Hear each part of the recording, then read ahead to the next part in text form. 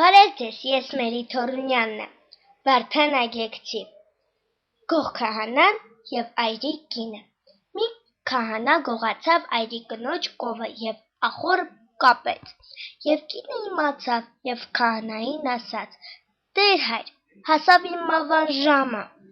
գնանք ախոռ, որ խոստովանեմ մեղքերս»։ Եվ այն ժամանակ քահանան կովը տարավ ներսի տուն, այնտեղից ժամատուն և այնտեղից եկեղեցի, և կինն ասաց.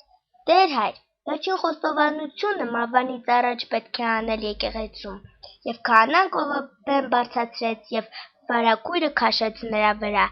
Երբ նրանք եկեղեցի մտան և նստեցին, այն ժամանակ կինը բարձրացրեց վարագույրը և կովին ասաց.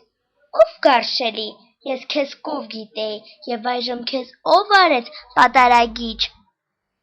ասած ինձ»։ Այսքանը, ցտեսություն։